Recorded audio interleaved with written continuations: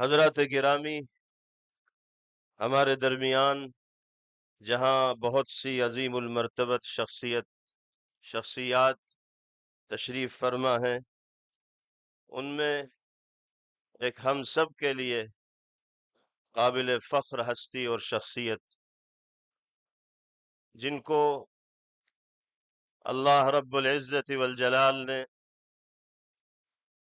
شرف و سعادت، عزت و شہرت، قبولیت و قابلیت کے مقام بلند پر فائز کیا ہے، اور جو صاحبزادہ محترم ہیں اس عظیم المرتبت شخصیت کے، جنہوں نے اس ملک کی آزادی کے لیے اور انگریزی سامراج کو ناکو چنے چبانے کے لیے، ان کو گھٹنے ٹیکنے پر مجبور کرنے کے لیے ملک کی جیلوں کو آباد کیا ہے، مشقتوں کو برداشت کیا ہے۔ جو شخصیت ہمارے درمیان تشریف لانے والی ہے خطاب کے لیے، وہ اپنی نگاہوں سے ان حالات کو دیکھے ہوئے بھی ہیں اور ان واقعات کو اپنے بزرگ والد مرحوم سے سنی ہوئی بھی ہے۔ میری مراد ہم سب کے مخدوم و محترم امیر ملت اسلامیہ، امیر الہند، صدر جمعیت علماء ہند دارالعلوم دیوبند کے صدر المدرسین حضرت اقدس مولانا سید ارشد مدنی دامت برکاتہم العالیہ ہیں۔ میں حضرت والا سے انتہائی ادب کے ساتھ درخواست کرتا ہوں کہ لاکھوں کا یہ مجمع آپ کے خطاب کو سننے کے لیے یہاں حاضر ہے۔ آپ کی آواز دلوں کو اپیل کرنے والی ہے۔ حالات کے تناظر میں آپ اپنی رہنمائی سے اس مجمع کو مستفیض فرمائیے۔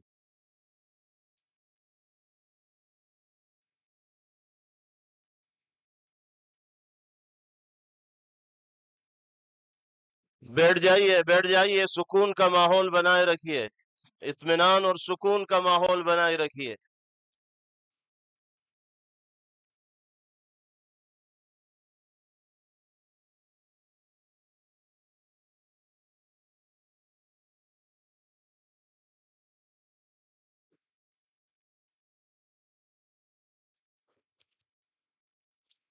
بیٹھ جائیے۔ بسم اللہ الرحمن الرحیم۔ الحمد للہ نحمده ونستعینه ونستغفره ونؤمن به ونتوکل علیہ ونعوذ باللہ من شرور انفسنا ومن سیئات اعمالنا، من يهده الله فلا مضل له ومن يضلله فلا هادي له، ونشهد أن لا إله إلا الله وحده لا شريك له، ونشهد أن سيدنا ومولانا محمدا عبده ورسوله، أما بعد۔ صدر محترم عزیزم محمود اسعد سلمہ، مہمانان کرام، دوسرے دھرم سے تعلق رکھنے والے بنیادی حضرات، مسلمان اس ملک کے اندر ہم اور آپ گاؤں در گاؤں، ہندو اور مسلم 1400 سال سے تقریباً ایک ساتھ رہتے ہیں، ہمارا کوئی اختلاف نہیں۔ ہم نے کبھی کسی دھرم کے آدمی کو اپنا دھرم چھوڑ کر اسلام دھرم کو اپنانے کی زبردستی نہیں کی۔ ہمارا ماننا ہے کہ دھرم وہ چیز ہے جس کو آدمی اپنے دل سے قبول کرتا ہے۔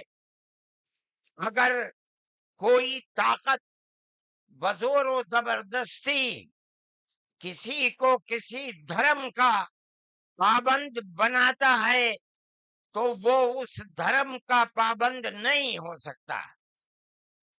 آپ دیکھیے کمیونزم آیا، بخارا، سمرقند، تاشقند، ازبکستان، تاجکستان، پورے روس کے اندر، قزاقستان، قرغیزستان، آذربائیجان، یہ وہ ملک ہیں جو ملک خالص اسلامی ملک تھے، مگر کمیونزم نے اپنی طاقت کے بلبوتے پر مسجدوں کو توڑ دیا، نمائش گاہ بنا دیا، اور 80-90 سال میں یہ لگنے لگا کہ اسلام کا جنازہ نکل گیا۔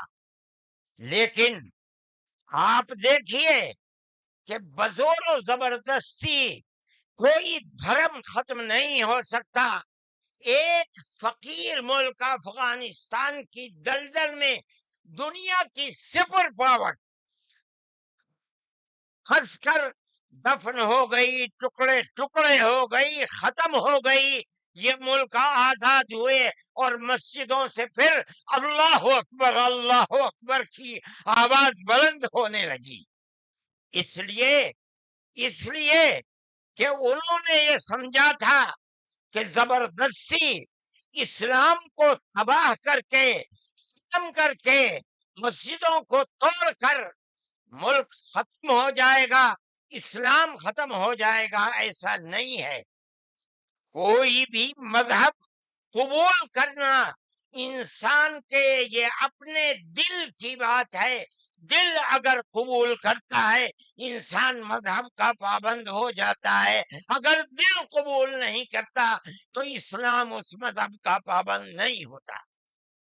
ہم اس ملک کے اندر ہندو مسلم کے ساتھ بھائی بھائی کی طرح رہتے ہیں۔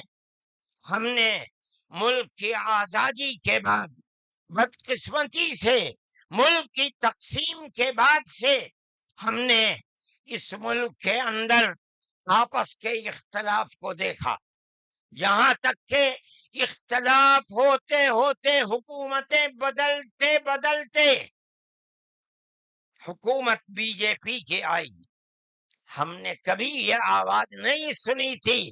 ہم نے یہ بھی سنا کہ ان 20 کروڑ مسلمانوں کو گھر واپس کرو۔ یہ آواز اس سے پہلے کبھی نہیں آئی تھی۔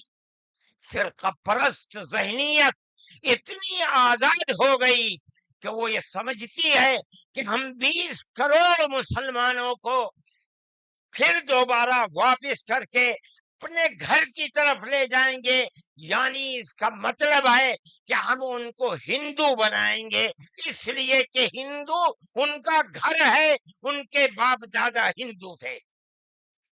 مگر میں آپ کو یہاں کے دھرم گرو بیٹھے ہوئے ہیں اور میں مسلمانوں کو نہیں، میں پورے ملک کے اندر میڈیا کے ذریعے سے یہ بات پہنچانا چاہتا ہوں کہ ایسا کہنے والے لوگ نہ اپنے ملک کی تاریخ کو جانتے ہیں، وہ جاہل ہیں، نہ وہ اپنے مذہب کی تاریخ کو جانتے ہیں۔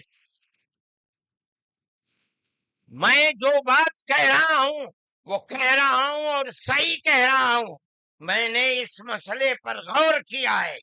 میں یہ کہتا ہوں مسلمانوں کو یہ بات سمجھنی چاہیے، اور یہ دھرم گرو بیٹھے ہیں ان کو بھی یہ بات سمجھنی چاہیے کہ جس طرح اللہ نے سب سے آخری نبی حضرت محمد صلی اللہ علیہ وسلم کو عرب کی سرزمین میں بھیجا ہے، اس کی حکمت ہے۔ وہ اگر چاہتا امریکہ میں بھیج دیتا، وہ اگر چاہتا ان کو افریقہ میں اتارتا، وہ اگر چاہتا سوئٹزرلینڈ میں اتارتا، وہ اگر چاہتا دنیا کے کسی ملک کے اندر اتارتا، لیکن اس کی حکمت کہ اس نے سب سے آخری نبیوں کے سردار کو اگر اتارا تو عرب کی سرزمین میں اتارا۔ بالکل اسی طرح مسلمان اور ساری دنیا سمجھے کہ بالکل اسی طرح नबी अव्वल ज़मान को, हजरत आदम को, जो नबी थे, सबसे पहले उनको भारत की धरती के अंदर उतारा। अगर वो चाहता तो आदम को अफ्रीका में उतार देता, अगर वो चाहता तो आदम को अरब में उतार देता, अगर वो चाहता रूस के अंदर उतार देता, लेकिन नहीं। वो भी जानते हैं, हम भी जानते हैं, हमारा अकीदा है, हदीस से अकीदा है कि आदम को दुनिया में उतारने के लिए इस भारत की धरती का इंतखाब किया गया। इनके पास कोई आसमानी किताब नहीं है। मैंने बड़े बड़े धर्म गुरुओं से पूछा कि आदम जो सबसे पहला आदमी है, आसमान से उतारा, अल्लाह ने उतारा, वो आदमी किसकी पूजा करता था? कोई नहीं था। दुनिया के अंदर यहाँ एक आदम था, उस आदम को कहते क्या हो? लेकिन चूंकि कोई आसमानी किताब नहीं है, इसलिए लोग मुख्तलिफ बातें कहते थे। लेकिन बड़े बड़े धर्म गुरु यहाँ तक पहुंचे, उन्होंने कहा कि हम उसको मनु कहते हैं। सही बात है, हम आदम कहते हैं, ये मनु कहते हैं। हम आदम की औलाद को आदमी कहते हैं। अंग्रेजी बोलने वाले एडम कहते हैं, फारसी और अरबी बोलने वाले आदम कहते हैं, और ये उसको मनु कहते हैं जो इस भारत की धरती के ऊपर उतरा। हम आदम की औलाद को आदमी कहते हैं और ये मनु की औलाद को मनुष्य कहते हैं। सवाल ये पैदा होता है, मैंने बड़े बड़े धर्म गुरुओं से पूछा, जब कोई नहीं था, न श्री राम थे, न ब्रह्मा थे, न शिव थे, जब कोई नहीं था तो सवाल पैदा होता है कि मनु पूजते किसको थे? कोई कहता है कि शिव को पूजते थे, लेकिन उनके पास इल्म नहीं है। बहुत कम लोग ये बताते हैं कि मनु कुछ नहीं था दुनिया में, वो ओम को पूजते थे। मैंने कहा ओम कौन है? बहुत से लोगों ने कहा कि वो एक हवा है जिनका कोई रूप नहीं है, कोई रंग नहीं है, वो दुनिया में हर जगह है, हवा हर जगह है। उन्होंने आसमान बनाया, उन्होंने जमीन। मैंने कहा कि अरे बाबा, इन्हीं को तो हम अल्लाह कहते हैं, इन्हीं को तो तुम ईश्वर कहते हो, इसी को तो हम अल्लाह कहते हैं। फारसी बोलने वाले खुदा कहते हैं, अंग्रेजी बोलने वाले गॉड कहते हैं। इसका मतलब ये है कि मनु एक अल्लाह, मनु यानी आदम, एक ओम यानी एक अल्लाह को पूजते थे। ये हमारे मुल्क की तारीख है, ये दुनिया के धर्मों की तारीख है। कोई साबित नहीं कर सकता कि ओम यानी आदम अल्लाह को छोड़कर, जिस अल्लाह ने अपने हमारे अकीदे के मुताबिक उनको उनके पुतले को, पहले धरती को पैदा किया, धरती में मट्टी पैदा की, और जितने रंग और जितनी तरह की मट्टी थी, सब मट्टी में से थोड़ा थोड़ा लेकर अल्लाह ने यानी ओम ने अपने हाथ से आदम यानी मनु के पुतले को बनाया। इसीलिए हदीस में आता है कि जितनी तरह की, जितने रंग की मट्टी थी, आदमी आदम की औलाद, मनु की औलाद, मनुष्य की औलाद, उतने ही तरह, उतने ही रंग की बदली। कोई मट्टी सख्त है, आदमी के दिल के अंदर सख्ती है, कोई मट्टी नरम है।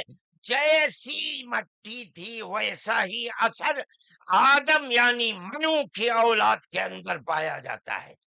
یہ ہمارے اس دھرم کی خصوصیت ہے.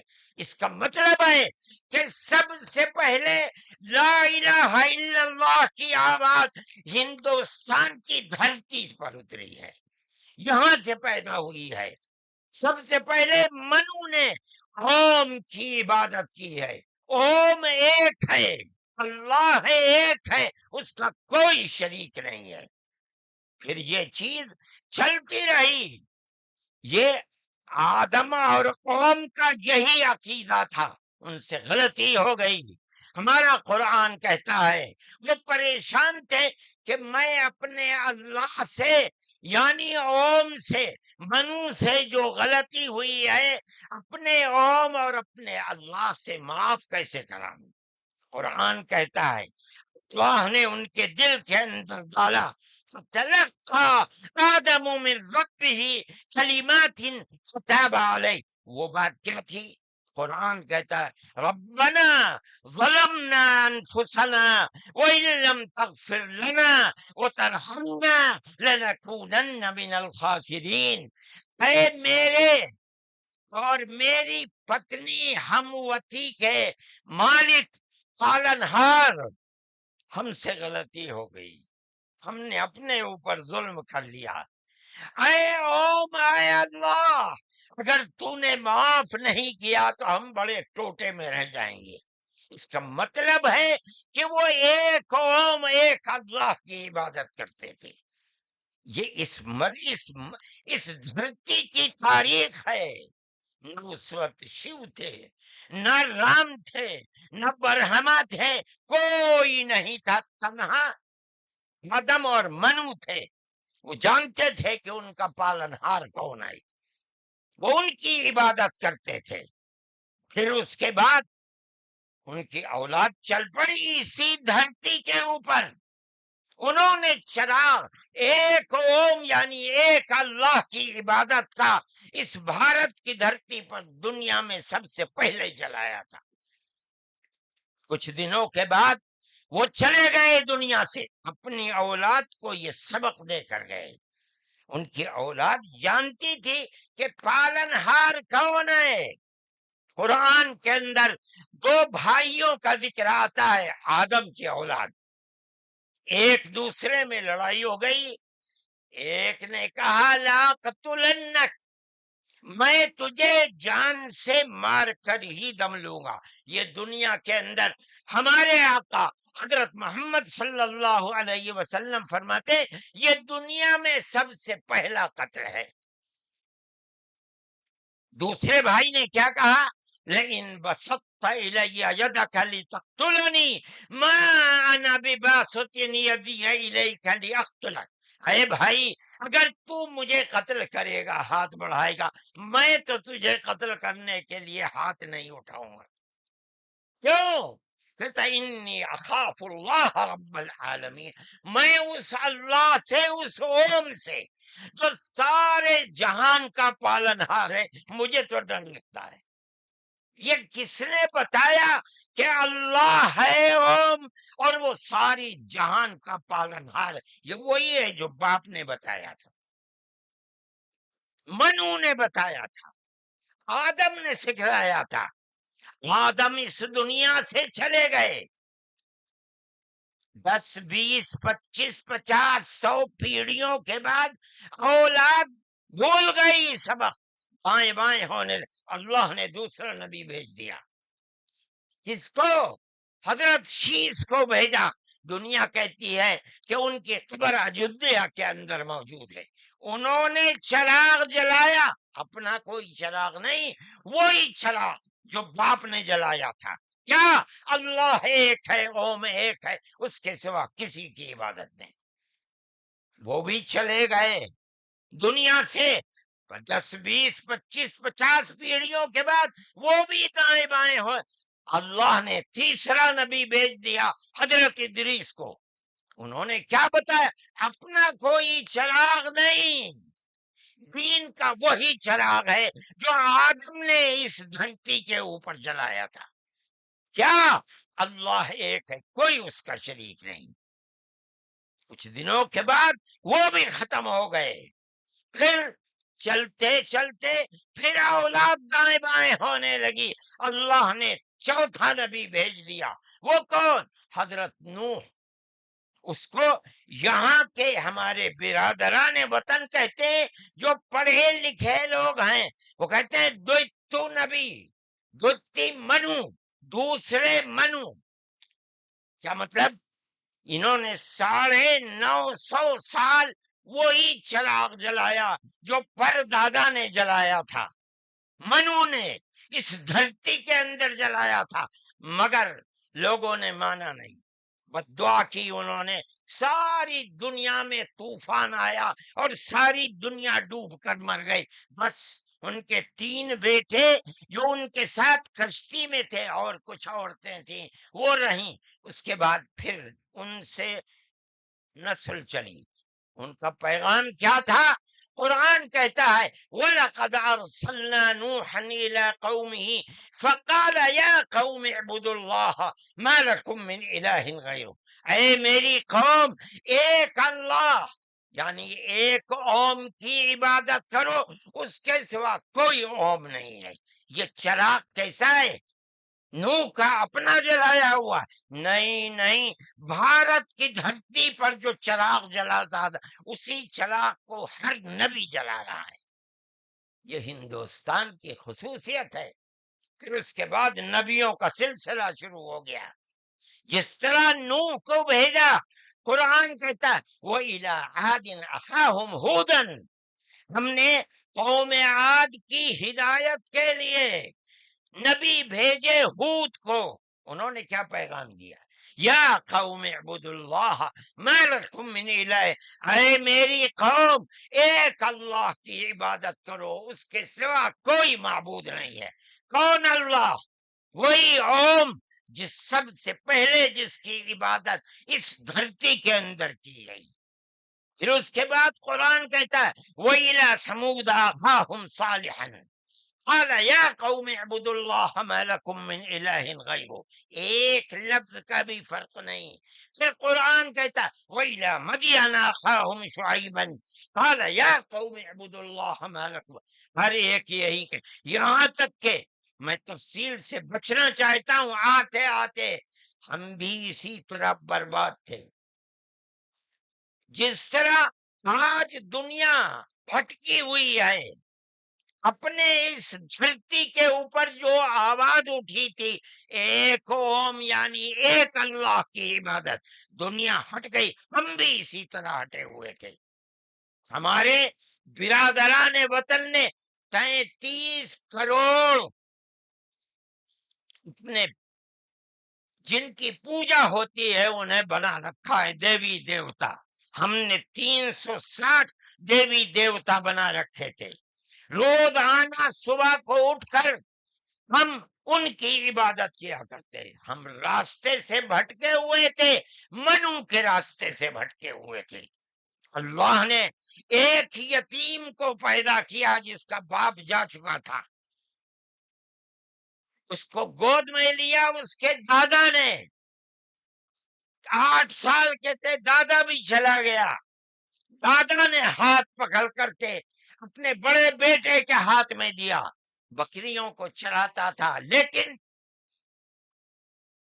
عرب کے لوگ پڑوسیوں کے اوپر ظلم کرتے تھے، اس کا ویوہار بہت اچھا تھا، رشتہ داروں کو مال کو لوٹتے تھے، رشتہ داریوں کو توڑتے تھے، وہ جوڑتا تھا، غریبوں کی مدد کرتا تھا، ان کے بوجھ کو اپنے سر پر لیتا تھا، سچ بولتا تھا، جھوٹ نہیں بولتا تھا، کسی کی امانت کے اوپر دست درازی نہیں کرتا تھا۔ جب وہ 40 سال کا ہوا تو اس نے وہی چراغ جو بھارت کی دھرتی پر چلا تھا اس کو عرب میں چلایا۔ کوئی نیا چراغ نہیں ہے، اس کو سمجھو، کیا ایک دین کا چراغ، دین عقیدے کو کہتے ہیں۔ کیا مطلب؟ ایک اوم، ایک اللہ کی عبادت ہوگی، اس کے سوا کسی کی عبادت نہیں ہوگی۔ منیب غامدی کہتے ہیں کہ میں بازار میں تھا، میں نے دیکھا کہ ساری دنیا خرید و فروخت کر رہی ہے، ایک آدمی ہے جو یہ کہتا چلتا ہے یا ایھا الناس وحدوا اللہ تفلحوا، اے لوگو ایک اللہ ایک اوم کی عبادت کرو سفل ہو جاؤ گے۔ میں نے دیکھا کہ اس ماحول میں کوئی مٹھی لیتا ہے، اٹھاتا ہے اور مٹی اس کے اوپر ڈال دیتا ہے، وہ دیکھتا بھی نہیں کسی کو۔ میں نے دیکھا کوئی تھوک دیتا ہے، وہ صاف کر لیتا ہے، کچھ نہیں کہتا کسی سے۔ میں نے دیکھا کہ پیچھے پیچھے ایک آدمی آ رہا ہے، وہ کہتا ہے یا ایھا الناس لا تسمعوا کلامہ انہ کذاب، اے لوگو اس کی بات نہ سننا، یہ جھوٹا جا رہا ہے، اور پتھر اٹھاتا ہے اور مارتا جاتا ہے اس کو۔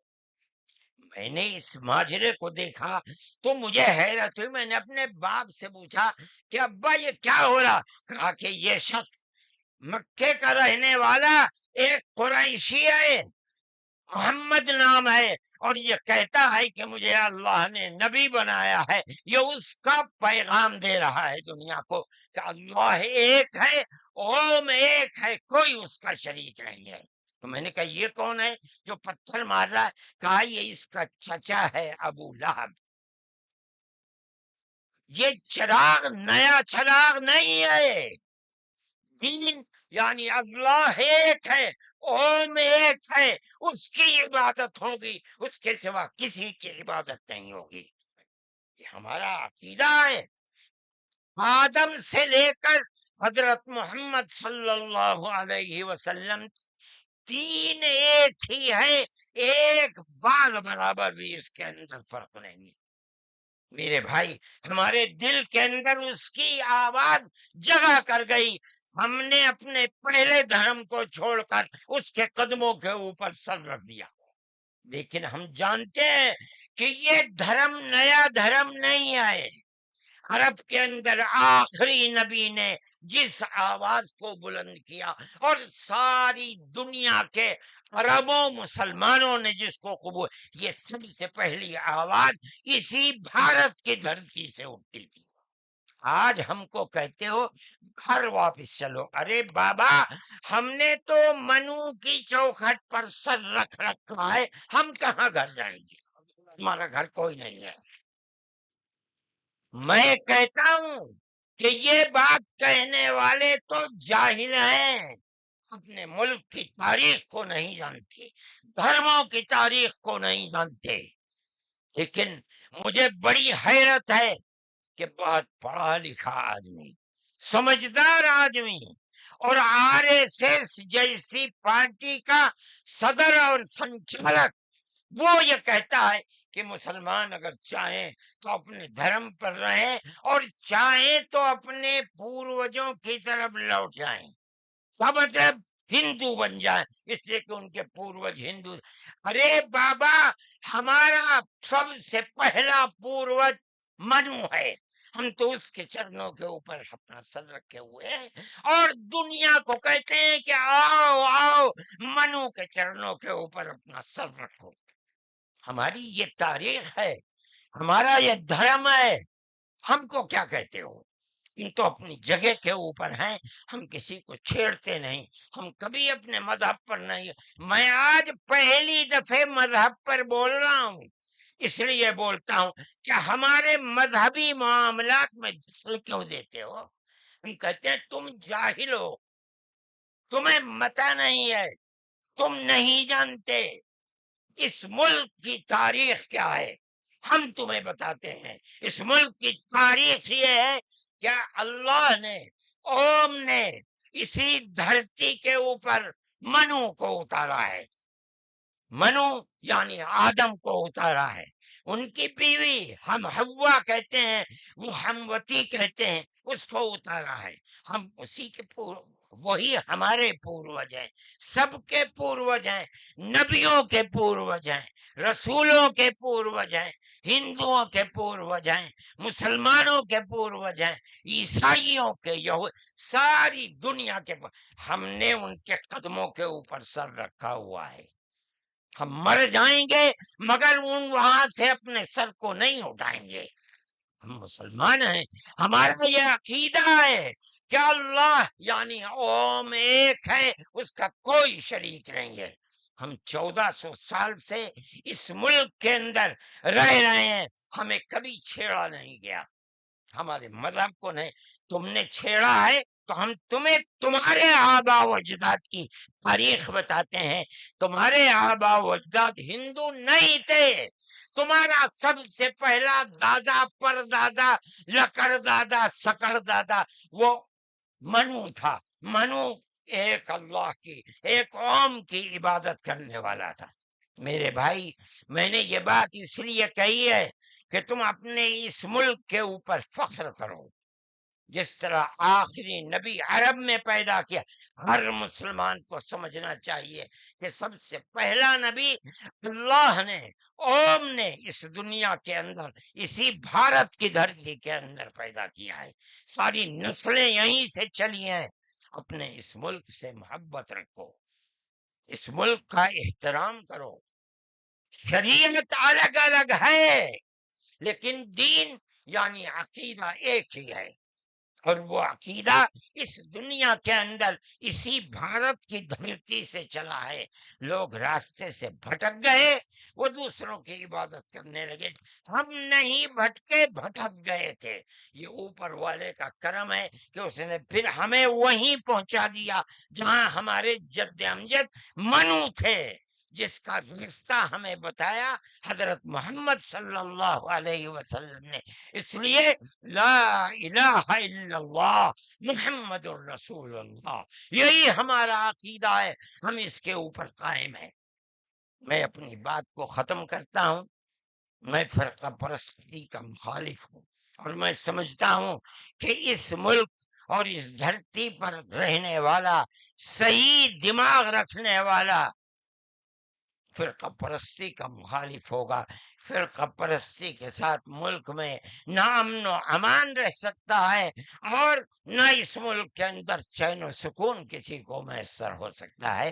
ہمیں اور آپ کو ایک دوسرے کا ہاتھ پکڑ کر چلنا چاہیے۔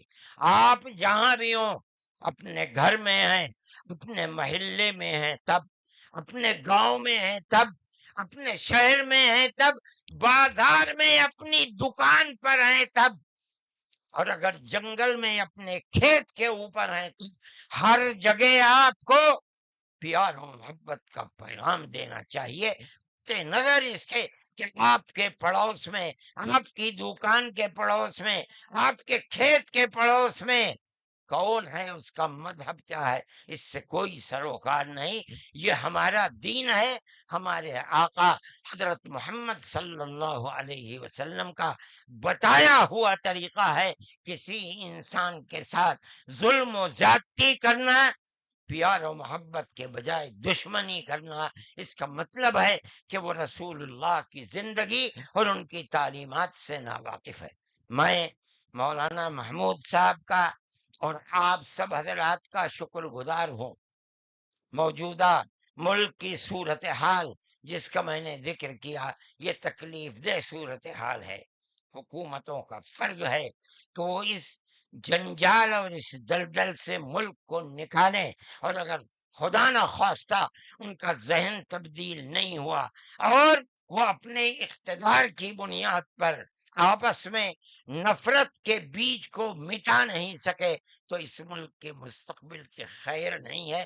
میں ہی نہیں کہہ رہا ہوں، مجھ سے پہلے جو دھرم گرو کہہ چکے وہ بھی یہی کہہ کر کے اٹھے ہیں۔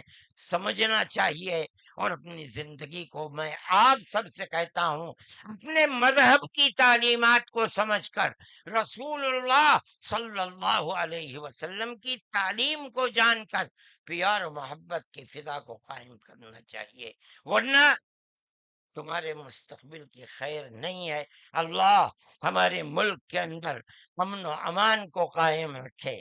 ہماری وہ پرانی تاریخ جس میں ہم پیار و محبت کے ساتھ 1400 سال سے رہتے چلے آئے ہیں، اللہ ہماری اس پرانی تاریخ کو زندہ و جاوید فرمائے، اور فرقہ پرست ذہنیت جس فرقہ پرستی اور نفرت کا بیج بو رہی ہے، اللہ انہیں خائب و خاسر فرمائے اور ملک میں امن و امان قائم فرمائے. وآخر دعوانا ان الحمد للہ رب العالمین.